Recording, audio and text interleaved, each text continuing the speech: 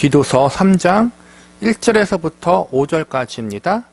구원의 의미와 본질. 디도서 말씀은 사도 바울이 가장 아끼는 제자이자 영적인 아들인 디도에게 보내는 목회 서신입니다. 목회 서신이라 함은 디도가 바르고 건강한 목회 사역을 잘 감당할 수 있도록 돕기 위해 기록한 목회 도움 편지라고 할 수 있습니다. 디도서는 목회 서신서이고 목회 도움 편지이기 때문에 디도서의 주된 내용은 당연히 목회에 관련된 내용이라고 할 수 있습니다. 목회가 무엇인가에 대해서 다양한 정의를 내릴 수 있지만 간단하게 이야기하자면 예수님이 그분의 생명과 피로 사신 교회와 성도를 든든하게 바로 세우는 일이라고 할 수 있습니다. 목회자의 가장 중요한 일 중 하나는 돌봄과 양육입니다. 교회와 교회에 속한 성도들을 영적으로 돌보고 말씀으로 양육하여 하나님 앞에 성숙한 신앙의 공동체와 하나님의 사람들로 바로 세우는 것이 목회자에게 주어진 사명이라고 할 수 있습니다. 디도서는 그레데 섬에 있는 교회와 성도들의 목회자로 세워진 디도가 이러한 목회적 사명을 온전히 잘 감당할 수 있도록 돕기 위해서 사도 바울이 쓴 편지입니다. 교회와 성도들을 바르게 돌보고 양육하며 든든하게 세우고자 하는 이러한 거룩한 의도 가운데 쓰여진 디도서는 참으로 다양한 성경적 진리와 교훈 그리고 가르침들을 담고 있습니다.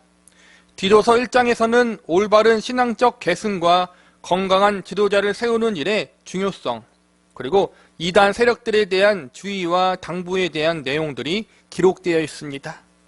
이어지는 디도서 2장에서는 하나님의 은혜로 택함받고 부름받은 주의 백성과 자녀들이 어떠한 삶의 자세와 태도를 가지고 살아가야 하는지에 대한 가르침을 담고 있습니다. 마지막으로 디도서 3장에서는 교회와 성도가 가져야 할 올바른 구원관에 대한 교훈들이 기록되어 있습니다. 여기서 언급하고 있는 올바른 구원이란 칭의와 성화 그리고 영화에 이르기까지의 전 과정을 포함하고 있습니다. 가장 먼저 칭의란 우리가 아주 잘 알고 있는 구원으로 예수님을 믿으면 구원받아 천국에 가게 되는 것을 의미합니다. 쉽게 이야기하자면 예수님을 구세주로 영접하는 순간 하나님의 자녀와 백성으로 신분이 변화되는 것, 죄인에서 의인이 되는 것을 말합니다. 그리고 성화란 천국을 기업으로 약속받은 주의 백성과 자녀들이 천국에 가기 전까지 이 땅에 살면서 믿음과 신앙이 성숙해지고 하나님의 형상과 예수 그리스도의 인격과 성품을 닮아가는 과정을 의미합니다. 하나님의 은혜로 하나님의 백성과 자녀가 되었다면 이제 그에 합당하게 살아가야 하는데 그것이 바로 성화의 과정입니다. 마지막으로 영화는 믿는 성도가 인생의 마지막 날 하나님의 은혜의 보좌 앞에 서게 되는 그날에 이루어질 모습, 성도의 전 존재가 영광스러운 존재로 새롭게 변화되는 것을 뜻합니다. 칭의와 성화와 영화의 이 세 가지 구원의 모습이 성경에서 말하는 구원의 의미이고 본질입니다. 구원의 이러한 성경적 가르침과 진리에 대한 교훈을 주고 있는 부분이 우리가 배우는 디도서 3장의 주된 내용이라고 볼 수 있습니다. 구원의 의미와 본질에 대해서 바르게 아는 것은 교회와 성도를 건강하게 성숙하게 세우는 가장 중요한 요소입니다. 구원의 의미와 본질을 바르게 아는 것이 반드시 전제되어야만 자연스럽게 교회와 성도는 하나님 앞에 바른 신앙생활을 할 수 있고 바른 진리 가운데서 행할 수 있기 때문입니다. 오늘은 구원의 의미와 본질을 공부함에 있어서 칭의에 대한 부분을 자세히 다루려고 합니다. 칭의는 우리가 가장 잘 알고 있는 부분이고 우리가 흔히 자주 말하는 천국 가는 구원에 관한 부분이라고 보시면 됩니다. 저는 칭의의 구원을 좀 더 쉽게 표현하기 위해서 신분의 구원이라고 부르겠습니다. 우리의 신분이 변화되는 것, 죄인에서 의인으로 하나님과 원수된 상태에서 하나님의 백성과 자녀로 변화되는 것, 이것이 바로 칭의의 구원인 것입니다. 우리는 오늘 본문의 말씀을 통해서 저와 여러분에게 칭의, 즉 신분의 구원이 어떻게 일어나게 되었는지에 대해서 구체적으로 알아보는 시간을 가져보도록 하겠습니다. 첫 번째로 성도의 칭의와 신분의 구원은 우리의 의로운 행위로 얻어진 것이 아닙니다. 본문 5절을 보시기 바랍니다. 우리를 구원하시되 우리가 행한 바 의로운 행위로 말미암지 아니하고 오직 그의 궁휼하심을 따라 중생의 씻음과 성령의 새롭게 하심으로 하셨나니. 여기서 보니까 성도의 구원, 즉 칭의의 구원, 신분의 구원이 우리가 행한 바 의로운 행위로 말미암지 아니했다고 나와 있습니다. 즉 저와 여러분이 착하거나 선했기 때문에 혹은 하나님이 원하시는 어떠한 조건을 충족시켰기 때문에 구원해 주신 것이 아니라는 것입니다. 다시 말하자면 저와 여러분이 하나님 보실 때 구원받을 만한 어떠한 행동을 하거나 의로웠기 때문에 하나님의 백성과 자녀로 삼아주신 것이 아니라는 것입니다. 그렇다면 구원받기 이전의 상태, 하나님의 백성과 자녀가 되기 이전에 저와 여러분은 어떠한 상태에 있었습니까? 본문 3절을 보시기 바랍니다. 우리도 전에는 어리석은 자요, 순종하지 아니한 자요, 속은 자요, 여러 가지 정욕과 행락에 종노릇한 자요, 악독과 투기를 일삼은 자요, 가증스러운 자요, 피차 미워한 자였으나. 3절에 보니까 구원받기 이전 저와 여러분의 상태를 어리석은 자, 순종하지 아니한 자, 속은 자, 정욕과 행락에 종노릇한 자, 악독과 투기를 일삼은 자, 가증스럽고 미워한 자, 이렇게 소개하고 있습니다.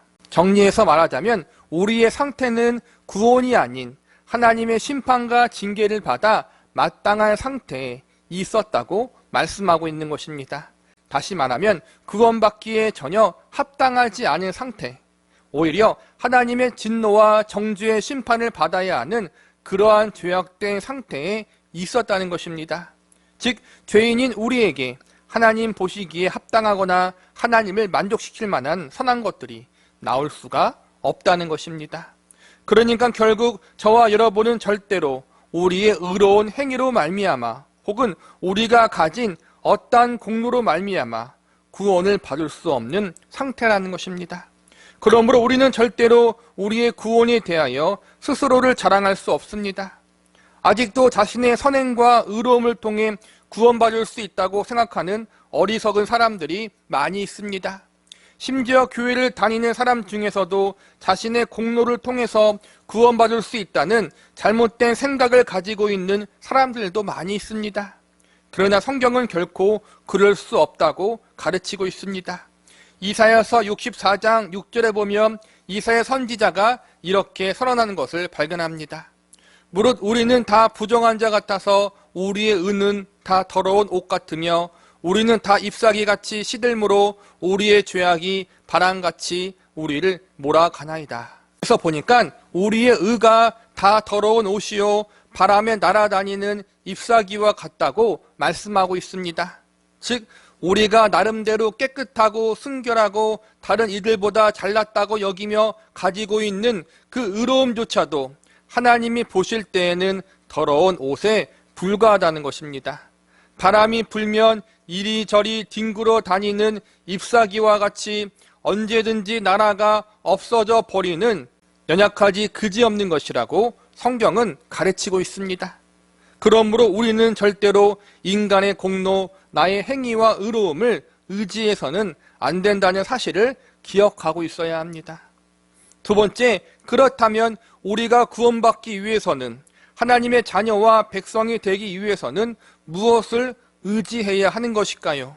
정답은 하나님의 궁휼하심을 의지해야 한다는 것입니다. 본문 5절을 다시 보시기 바랍니다. 우리를 구원하시되 우리가 행한 바 의로운 행위로 말미암지 아니하고 오직 그의 궁휼하심을 따라 중생의 씻음과 성령의 새롭게 하심으로 하셨나니. 5절 후반부에 주목해서 볼 말씀은 오직 그의 궁휼하심을 따라와 중생의 씻음과 성령의 새롭게 하심이라는 말씀입니다. 먼저 중생의 씻음과 성령의 새롭게 하심은 성도의 거듭남을 이야기하는 것입니다. 다시 말하면 하나님의 백성과 자녀로 새롭게 태어나는 것, 칭의와 구원, 즉 신분의 구원을 받는 것을 의미하는 것입니다. 그런데 이러한 칭의와 신분의 구원이 일어나기 앞서서 먼저 전제되어지고 필요한 것이 있는데 그것이 바로 긍휼하심입니다. 즉 하나님의 긍휼하심이 먼저 전제되어 있었기 때문에 죄인이었던 저와 여러분이 하나님의 백성과 자녀로서 새롭게 태어날 수가 있었다는 것입니다. 긍휼이란 말은 불쌍히 여긴다는 의미를 가지고 있습니다. 하나님이 우리를 구원하신 이유가 그 어떠한 이유 때문이 아니라 저와 여러분을 긍휼하게 여기시고 불쌍히 여기셨기 때문에 가능했다는 것입니다. 저와 여러분은 본래 하나님을 거역했고 불순종하는 죄인들이었습니다. 그래서 우리는 스스로 하나님 앞에 선한 것을 만들어낼 수도 없고 스스로 그 어떠한 의로운 것들을 만들어낼 수 없습니다. 자연스럽게 구원도 만들어낼 수 없습니다. 반대로 구원은커녕 영원한 심판과 저주를 받아 마땅한 상태에 있었습니다.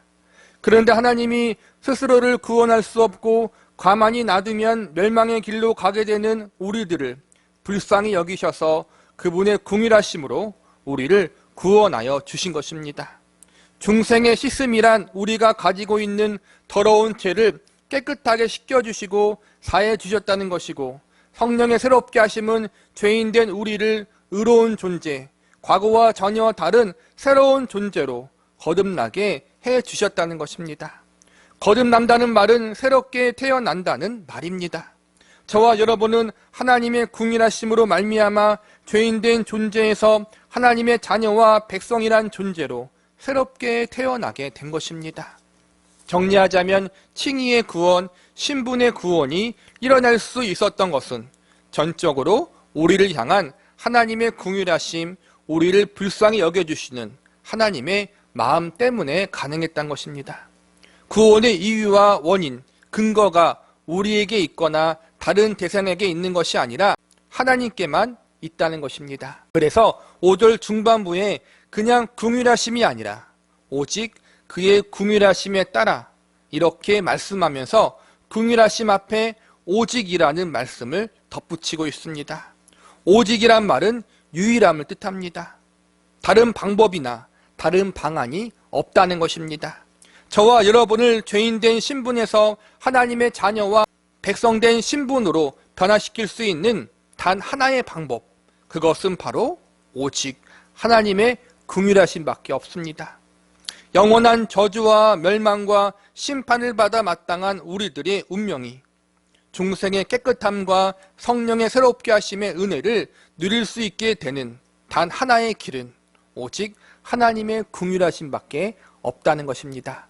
그러므로 다시 한번 강조해서 말씀드리지만 절대로 저와 여러분의 공로와 의로움과 선함을 의지하지 마시기 바랍니다.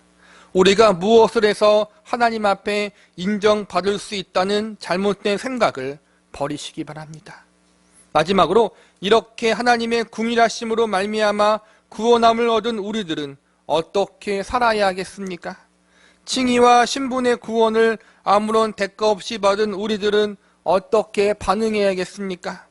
결론을 미리 말씀드리면 하나님의 긍휼하심을 받은 자답게, 구원의 은혜를 받은 자답게 살아야 합니다. 5절 말씀에서 우리는 하나님이 죄인된 우리를 긍휼히 여겨주셔서 구원해 주셨다고 배웠습니다. 긍휼이라는 말은 불쌍히 여긴다는 말입니다. 사람들도 보통 어려움을 당하는 사람, 뜻하지 않는 사고를 당하는 사람, 안타까운 사연을 가진 사람들을 보면 마음속에 그들을 불쌍히 여기는 마음을 가집니다.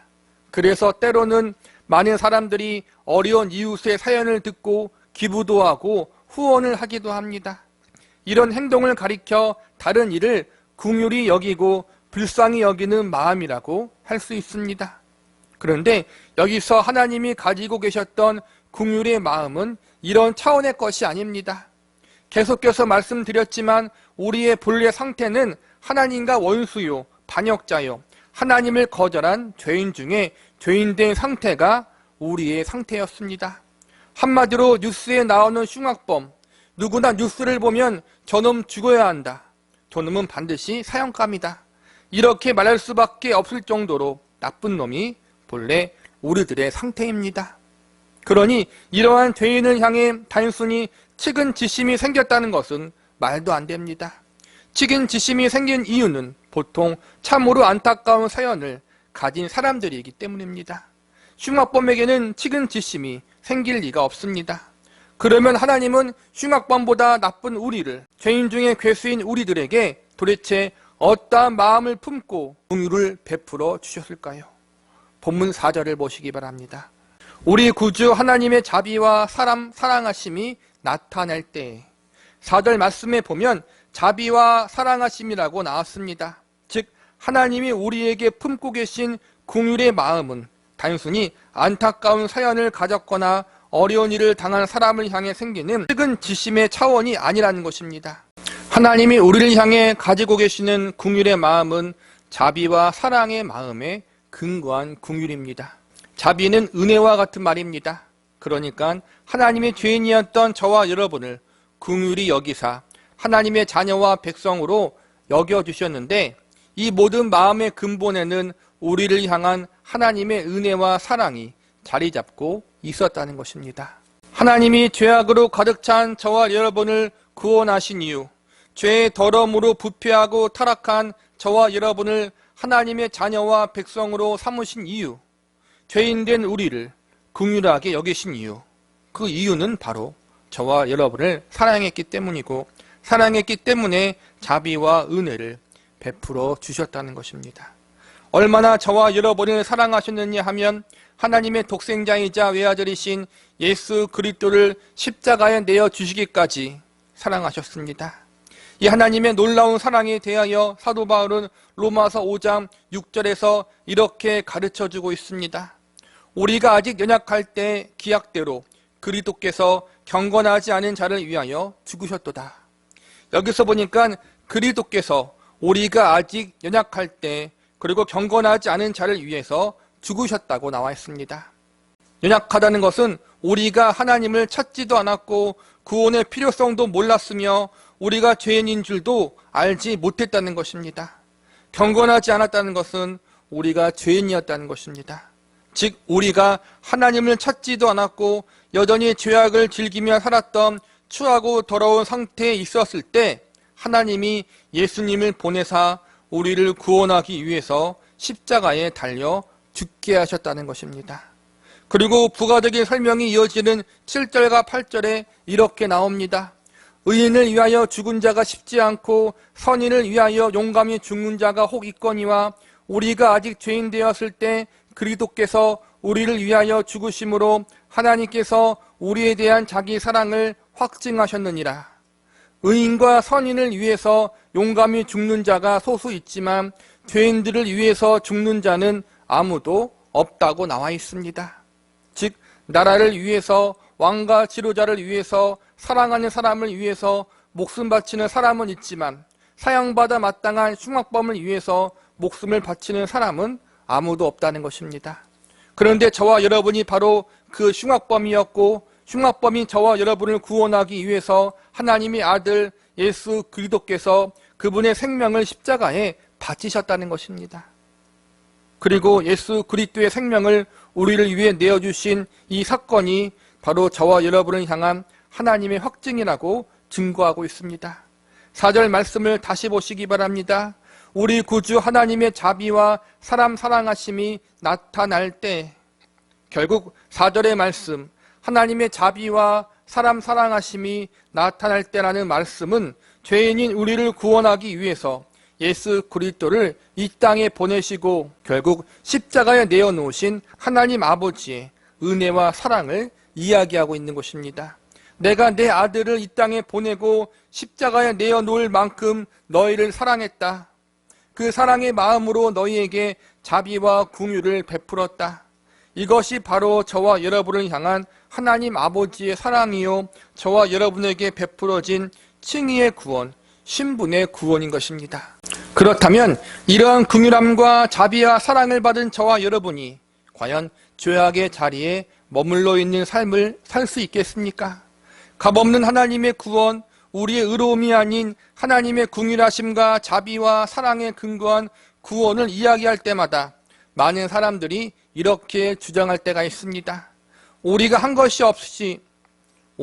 한 것이 없이 은혜와 사랑으로 구원받은 것이니 이제 내 마음대로 살아도 되지 않은가? 또 어떤 이는 구원에 관하여 인간이 아무것도 한 것이 없다면 그것이 인간으로 하여금 방임을 부추기는 것은 아닌가? 이렇게 주장하기도 합니다. 그러나 여러분, 우리 편에서는 아무런 대가가 없지만 하나님 편에서는 너무나도 큰 값을 지불하신 것입니다. 하나님의 외아들 예수 그리스도의 생명을 십자가에 내어주셨기 때문입니다. 그런데 과연 이렇게까지 우리를 사랑하심으로 우리를 구원하셨는데 과연 아무렇게나 살아야지라는 말이 나올 수 있겠습니까? 과연 이러한 은혜와 사랑을 경험한 이들이 방임적인 인생을 살 수 있겠습니까? 결국 이러한 말을 하는 사람은 하나님의 사랑, 예수 그리스도의 생명이 담긴 대속의 은혜에 대하여 전혀 경험하지 못한 사람인 것입니다.